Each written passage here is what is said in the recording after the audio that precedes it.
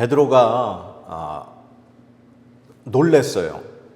왜 그랬냐 하면 베드로가 설교를 했어요. 저처럼 이렇게 설교를 하는데 설교를 듣는 사람들에게 성령 하나님이 임하셨어요. 그런데 지금 베드로의 설교를 듣고 있는 사람들이 누구냐? 이방인들이에요. 하나님의 선택받은 유대인들이 아니라 이방인들은 하나님과 상관없는 민족, 하나님의 구원과 상관없는 민족이라고 생각했었거든요. 그런데 베드로가 설교를 할 때 성령 하나님이 이방인들에게 임하시는 걸 보고 베드로는 놀랐어요. 그리고 베드로뿐만 아니라 지금 욥바에서 이곳 가이사랴까지 함께 온 할례받은 신자들, 즉 유대인이면서 그리스도인이 된 그 사람들도 지금 놀랐어요. 베드로가 정말 하나님이 이런 일을 하면서 베드로의 생각이 완전히 깨져버렸어요. 그러면 베드로가 이 현상을 보고 완전히 변했을까요? 이방인에 대한 생각이 완전히 바뀌었을까요? 그렇지는 않아요. 왜 그러냐 하면 지금 이 이방인들에게 고넬료와 그에 함께 모인 가족들과 친구들, 그들에게 성령 하나님이 임하시는 걸 보고 베드로가 세례를 베풀게 했어요. 그래서 그들에게 이제 세례를 베풀어서 그들이 이제 완전한 그리스도인으로서 이제 증명되기 그렇게 시작하게 된 거예요. 근데 이 세례를 누가 베풀었는지 아세요? 자, 우리 오늘 말씀 47절 8절 한번 같이 한번 읽어볼까요? 시작. 이에 베드로가 이르되 이 사람들이 우리와 같이 성령을 받았으니 누가 능히 물로 세례 베풀물 금하리요 하고 명하여 예수 그리스도의 이름으로 세례를 베풀라 하니라. 아멘. 여기까지요. 자, 그들이 성령 받는 걸 보고 베드로가 세례 주기로 작정했어요. 그런데 베드로가 직접 세례 주지 않았어요. 말씀해 보니까 베드로가 명하여 예수 그리스도의 이름으로 세례를 베풀라 하니라. 그러니까 누구에게 시킨 건가요? 지금 자기와 함께 온, 욥바에서부터 함께 온 그 할례받은 제자들에게, 형제들에게 시킨 거예요. 베드로가 자기가 직접 세례를 베풀 줄 알았는데 오늘 말씀해 보면 그들에게 명해서 지금 성령 받은 이방인 고넬료와 그의 가족들과 친구들에게 세례를 베풀어라. 그렇게 명한 거예요. 베드로가 왜 그랬을까요? 이 베드로는 유대인이거든요. 그리고 베드로는 교회에서 굉장히 높은 지위가 있는 지도자급의 사람인 거예요. 정확하게 성경에 베드로가 왜 그랬는지는 나와 있지 않아요. 그러나 베드로의 모든 행적과 그 다음에 갈라디아서에 있는 말씀을 가만히 생각해 보면 베드로는 이방인에게 세례를 베풀었다가 나중에 문제가 생길 것을 걱정한 게 아닌가 싶어요. 그래서 자기와 함께 온 제자들에게 세례를 베풀라고 말한 것 같아요. 왜 그러냐 하면 이 갈라디아서 2장에 이런 사건이 나와요. 바울 사도가 이 베드로를 책망할 일이 있다 그러면서 갈라디아서 2장에 베드로가 안디옥에 왔을 때의 사건을 말합니다. 베드로가 안디옥에 왔을 때 베드로가 이방인들과 함께 식사를 하고 있었다는 거예요. 그런데 그 식사하는 도중에 할례받은 그리스도인 유대인들이 오니까 그들이 두려워서 급히 그 자리를 피했다. 베드로가 외식했다는 거예요. 가식적인 행동을 했다는 거예요. 앞뒤가 다른 사람처럼 행동했다는 거예요. 그래서 그걸 내가 책망해야 되겠다. 바로 이 베드로의 그러한 위선적인 행동 때문에 바나바도 미혹이 돼서 그런 일을 했다. 그렇게 이야기하고 있어요. 그러니까 이 베드로의 모습을 보면 예수님이 십자가에 달리기 위해서 대제사장의 뜰에서 그렇게 재판받으실 때 여종이 자신을 알아보고 너 저 사람과 함께 있던 사람이지라고 했을 때 어떻게 했죠? 3번이나 모른다고 부인했어요. 그 모습을 보면 베드로는 위기의 순간 그 위기를 모면하려는 나약한 사람이에요. 베드로는 아무리 하나님의 이 성령을 받고 예수 그리스도의 제자로 교회에서 높은 위치에 있는 사람이라 할지라도 그는 우리와 똑같은 죄인이에요.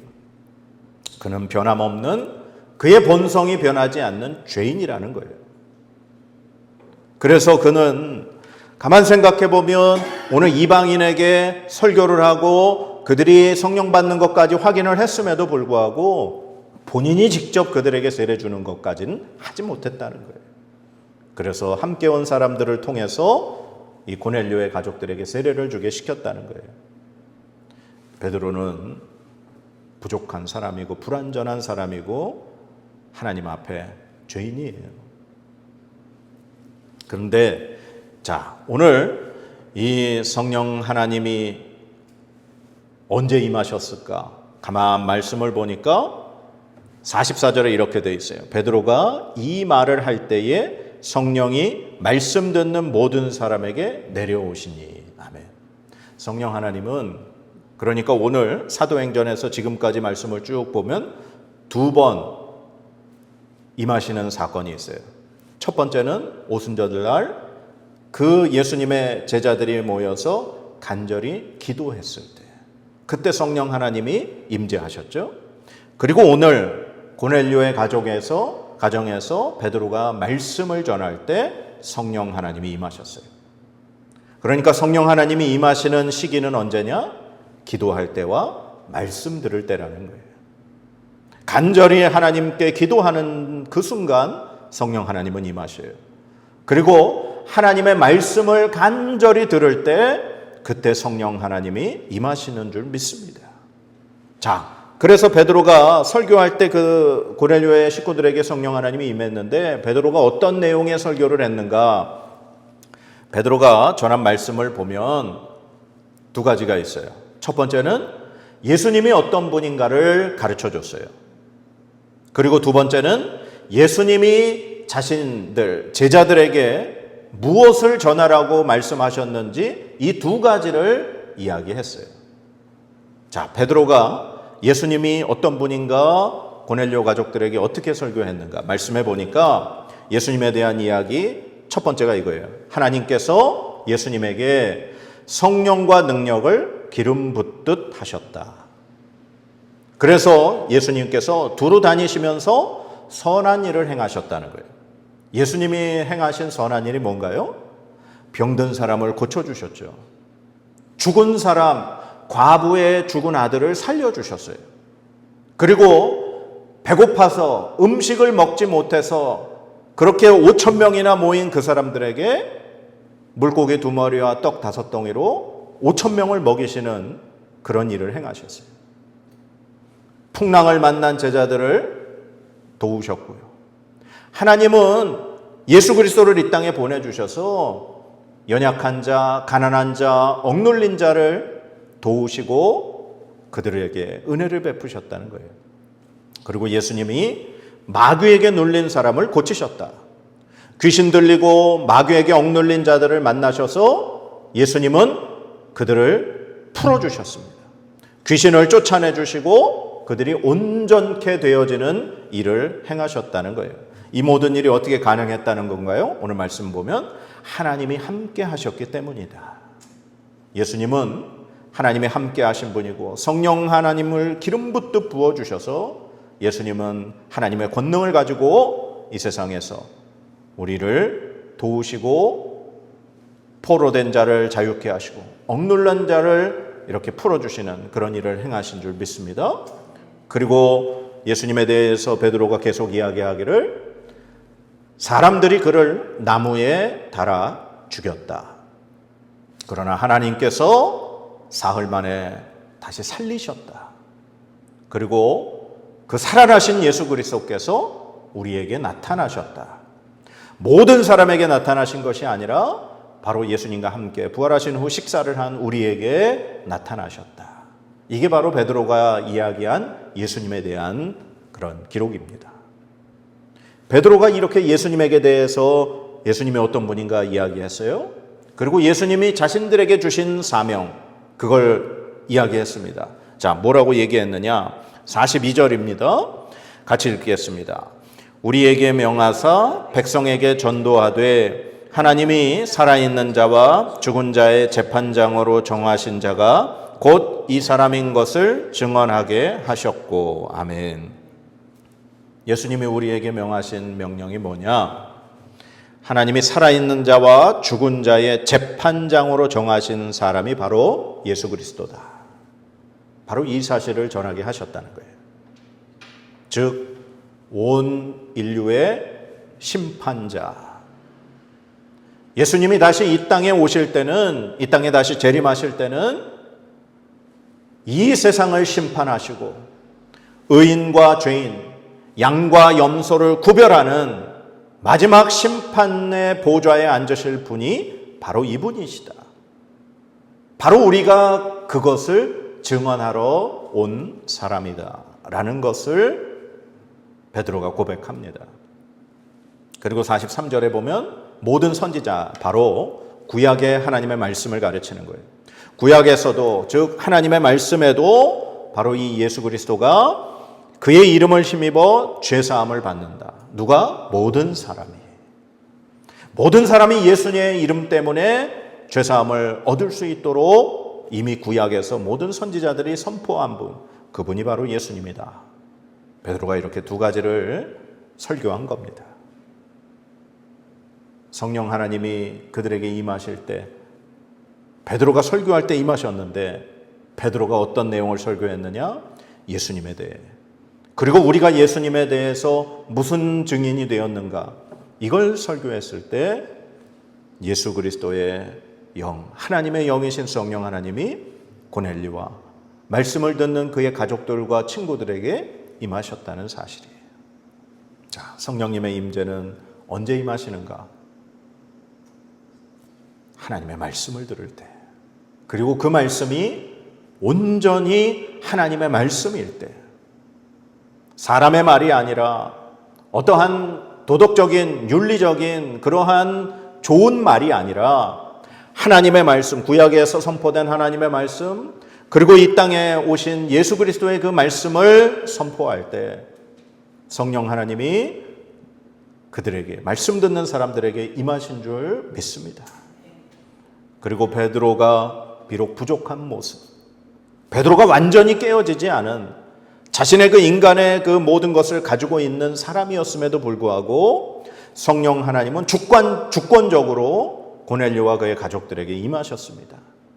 즉 성령 하나님의 임재는 어떤 누군가에 의해서 임하시는 것이 아니라 성령 하나님 자신의 의지에 하나님의 그 주권으로 우리에게 임하시는 줄 믿습니다. 그래서 마치 성령 하나님을 어느 곳에 가면은 성령의 경험을 할 수 있다, 누구에게 가서 기도를 받으면 성령을 받을 수 있다, 이건 말이 안 되는 이야기입니다. 그것은 거짓입니다. 성령 하나님은 성령 하나님의 의지에 의해서 임하시는 분이시지 누구에 의해서 움직이시는 분이 아니라는 사실입니다. 오히려 성령 하나님은 흠이 많고 아직도 부족한 베드로를 통해서 그를 사용하셔서 그를 고넬료의 가정까지 보내시고 그가 예수 그리스도의 복음을 증거할 때 그 말씀을 간절히 사모해서 듣는 그 가족들에게, 친구들에게 임하신 줄 믿습니다. 우리가 이 사실 꼭 기억해야 합니다. 성령 하나님은 하나님이시고 우리의 뜻대로가 아닌 하나님의 뜻대로 역사하시는 분이라는 사실 꼭 기억하시기 바랍니다. 자, 이제 말씀을 정리해 갑니다. 베드로가 고넬료를 만났죠. 그리고 고넬료를 만나기 전에 우리가 앞부분에서 봤지만 하나님께서 주신 환상을 봤어요. 그리고 그 환상 가운데 기억해야 될 음성이 있었죠. 주께서 깨끗하게 하신 것을 네가 속되다 하지 마라. 그리고 오늘 이 베드로가 고넬료 가정에 와서 고넬료를 만나서 물어봤어요. 아니 왜 나를 불렀느냐. 그때 고넬료가 자신이 기도할 때 보았던 그 음성, 하나님의 사자, 하나님의 천사가 자신에게 들려준 그 모든 내용을 베드로에게 이야기했습니다. 그리고 그 모든 것을 듣고 베드로가 이렇게 고백하죠. 우리 34절, 35절 한번 읽어보겠습니다. 시작. 베드로가 입을 열어 말하되 내가 참으로 하나님은 사람의 외모를 보지 아니하시고 각 나라 중 하나님을 경외하며 의를 행하는 사람은 다 받으시는 줄 깨달았도다. 아멘. 이 모든 사건을 통해서 베드로가 깨달은 게 하나 있어요. 하나님은 사람을 외모로 보지 아니하시는구나. 그리고 각 나라에서 하나님을 경외하며 의를 행하는 사람은 하나님이 받으시는구나. 이 사실을 깨달았다는 거예요. 베드로가 이 깨달은 사실, 하나님이 받으시는 사람이 누구인가, 그 사실을 깨달았다는 거예요. 오늘 말씀의 제목이 하나님이 받으시는 사람이라는 제목이에요. 그럼 하나님이 어떤 사람 받으신다고요? 각 나라 중 하나님을 경외하며 의를 행하는 사람. 지금 그 사람이 베드로에게는 누군가요? 고넬료예요. 자, 그럼 고넬료라는 사람이 하나님을 경외하며 의를 행하는 사람이라는 거죠. 그럼 고넬료가 무슨 일을 했나요? 우리 앞에 한번 2절 말씀 한번 보겠습니다. 자, 10장의 2절 읽어보겠습니다. 시작. 그가 경건하여 온 집안과 더불어 하나님을 경외하며 백성을 많이 구제하고 하나님께 항상 기도하더니. 아멘. 이게 바로 고넬료에 대한 설명이에요. 고넬료가 왜 경건하고 하나님을 경외하고 의를 행하는 사람인지에 대한 설명입니다. 즉 하나님이 받으시는 사람, 고넬료, 그런 사람은 어떤 사람이냐? 온 집안과 더불어 하나님을 경외한다는 거예요. 하나님을 잘 섬기는 사람이라는 거예요. 하나님을 두려워할 줄 아는 사람이라는 거예요. 그리고 하나님과 함께 살아가는 사람이라는 거예요. 그리고 자신만 하나님을 잘 섬기는 것이 아니라 자신의 지금 주위에 있는 자신의 집안을 그렇게 하나님께 함께 경배할 수 있는 가족으로 만드는 사람이 하나님을 잘 경외하는 사람이라는 거예요. 그러면서 그가 하는 행동이 무엇이 있느냐? 바로 구제한다는 거예요. 백성을 많이 구제했다는 거예요. 가난한 사람, 혹은 어려움에 처한 사람, 혹은 억울한 사람을 도와주었다는 거예요. 물질적으로, 마음적으로, 그의 권력, 그의 힘, 그의 지식, 그가 가진 모든 걸 통해서 어려움에 처한 사람을 도왔다는 거예요. 그리고 하나님께 항상 기도했다. 바로 이것이 하나님이 받으시는 사람의 모습인 줄 믿습니다. 사랑하는 여러분, 하나님이 받으시는 사람, 어떤 사람? 하나님을 경외하며 의를 행하는 사람. 우리가 하나님 앞에 나 자신만 하나님 앞에 올바로 예배드리며 그리스도인으로서 사는 것, 그것이 중요한 게 아니라는 거예요. 나와 함께한 가족들이 함께 하나님을 경외할 수 있는 그러한 사람이 되어야 된다는 사실입니다. 그리고 나와 내 가족들만 하나님께 그렇게 나아가는 것이 아니라 정말 내 주변에 어렵고 힘든 나의 도움이 필요한 사람을 도울 수 있는 사람. 백성을 많이 구제했다. 나만 생각한 것이 아니라 다른 사람을 돌아볼 수 있는 사람. 요즘 많은 사람들이 자기 자신만 생각합니다. 우리의 가족만 생각합니다. 우리 교회만 생각합니다. 그러나 하나님이 받으시는 사람은 헐벗고 두려워하고 눈물 흘리는 도움이 필요한 사람을 돕는 사람을 하나님은 받으시는 줄 믿습니다. 그리고 하나님 앞에 간절히 늘 기도하는 사람, 이러한 사람이 하나님이 받으시는 사람인 줄 믿습니다. 저와 여러분이 하나님이 받으시는 사람 되도록 오늘 이 말씀 기억하시면서 하나님 앞에 살아갈 수 있는 저와 여러분의 삶 되기를 간절히 축복합니다. 기도하겠습니다. 하나님, 감사합니다. 부족한 베드로의 모습을 통해서도 하나님은 고넬료의 가정에 복음 전하게 하시고 말씀을 간절히 사모하며 듣는 그들에게 성령 하나님 임하셨음을 봅니다. 하나님은 하나님의 뜻에 의해 우리를 사용하시는 분이지 우리의 뜻에 의해 움직이시는 하나님이 아님을 다시금 깨달으며 회개합니다. 하나님, 우리를 사용하여 주시고 우리에게 은혜를 주시며 부족한 우리를 사용하여 하나님의 역사를 이루어 주시옵소서. 우리가 하나님 앞에 받으실 만한 사람 되도록 우리가 우리의 가족들과 함께 하나님을 경외하며 주변의 어려운 사람들을 돕고 보살피고 하나님께 기도하는 하나님이 받으실 만한 사람의 삶을 살도록 우리에게 은혜를 더하여 주시옵소서. 하나님, 우리를 붙들어 주시고 우리에게 힘을 더하여 주시옵소서. 그래서 우리의 삶을 통하여 하나님 영광 받아 주시옵소서. 감사드리며 예수 그리스도의 이름으로 간절히 기도드립니다. 아멘. 아멘.